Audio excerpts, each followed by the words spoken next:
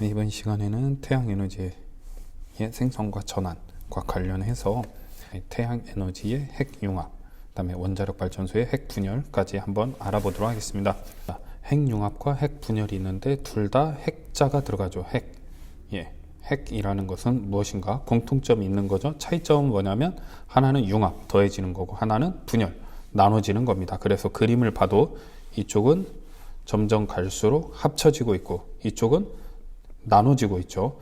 이것이 핵융합과 핵분열의 차이입니다. 그러면 공통점도 있을 텐데 공통점은 뭐냐면 질량 결손이 일어난다는 겁니다.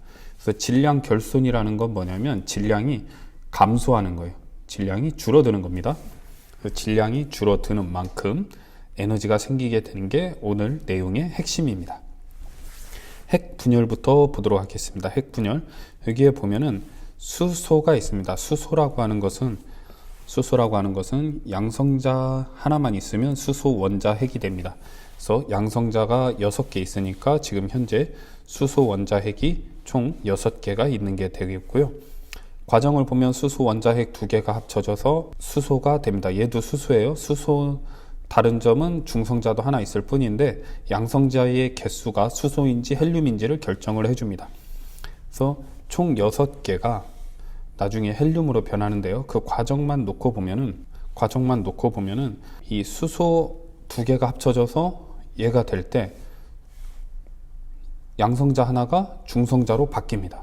그죠? 양성자 하나가 중성자로 바뀌어요. 그러면서 그때 에너지가 방출됩니다. 이 빨간색은 에너지를 얘기하고요. 에너지가 방출되고 하나 양전자가 나오게 됩니다. 왜냐하면 양성자는 전하량이 플러스 1이고 얘는 플러스 1이고 중성자는 0이에요. 그래서 플러스 1자리가 밖으로 빠져나와야만이 양성자가 중성자가 될 수 있습니다. 그렇게 하고 나면은 나중에 헬륨 하나가 생기게 됩니다.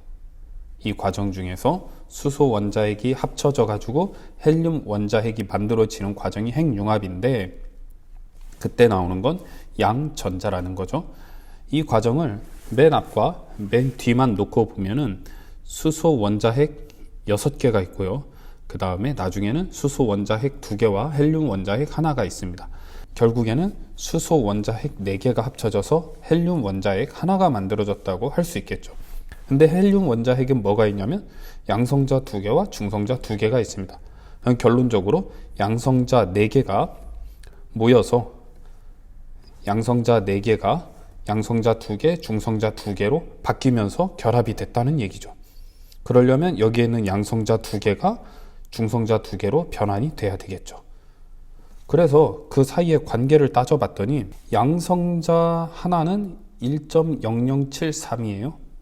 이 U라고 되어 있는데 질량의 단위고요. 중성자 하나는 1.0087입니다. 그 다음에 헬륨 원자핵 하나의 질량은 4.0015예요. 이 헬륨 원자핵도 양성자 2개, 중성자 2개로 이루어져 있으니까 양성자 2개, 중성자 2개 개수를 각각 구해봅니다. 양성자 2개, 중성자 2개.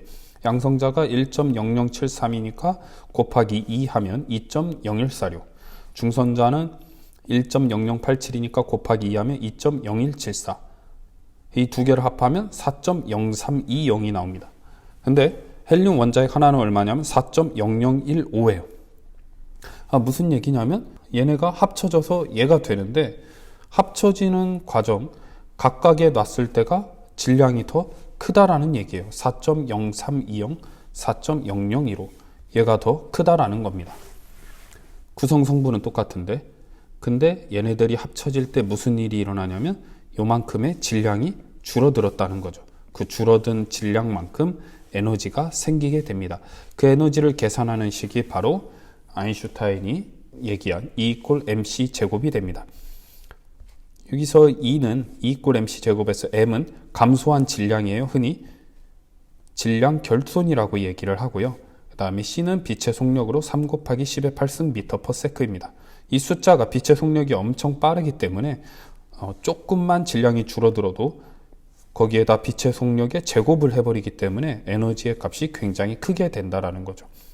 이것이 태양에서 일어나고 있는 핵융합 발전, 에너지의 계산식입니다. 그 다음에 핵분열을 한번 알아보죠. 핵분열은 우라늄에 중성자를 쏘아 붙였을 때 분열이 일어나는 건데요. 그 과정을 한번 보면 우라늄 235가 있고요. 중성자 하나가 있습니다. 그래서 중성자가 우라늄에 날아가서 부딪히게 되는 거죠. 충돌을 하게 됩니다. 그러면 우라늄 원자핵이 두 개로 쪼개져요. 보통은 크립톤하고 바륨으로 쪼개지는데 이 두 개가 합쳐지면 우라늄의 원자량하고 같아지겠죠. 그때 쪼개지면서 중성자가 또 3개가 나옵니다.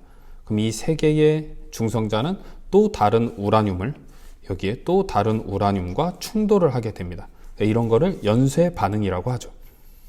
근데 이때도 마찬가지로 반응 전 질량과 반응 후 질량을 비교해 보면 원자량은 똑같은데 반응 전의 질량이 더 크다라는 거예요. 반응 후의 질량이 줄어들게 됩니다.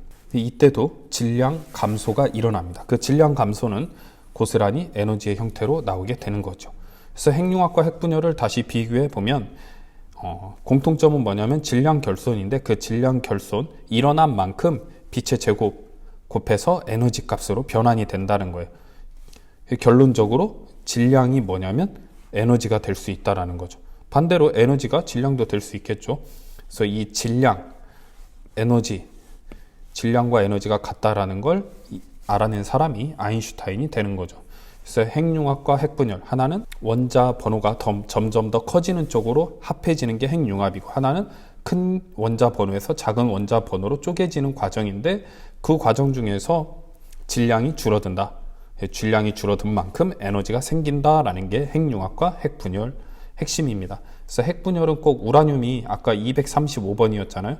이 우라늄 원자 번호가 큰 물질이 필요한 거고, 핵융합은 수소 원자 번호 1번 1번이 합쳐져서 2번이 되는 거죠. 그래서 핵분열은 현재 핵발전 우리가 이용하고 있지만 핵융합은 현재 우리가 상용화하지는 못했다, 사용하지는 못하고 있고 지금 하려고 굉장히 많은 연구 중에 있습니다.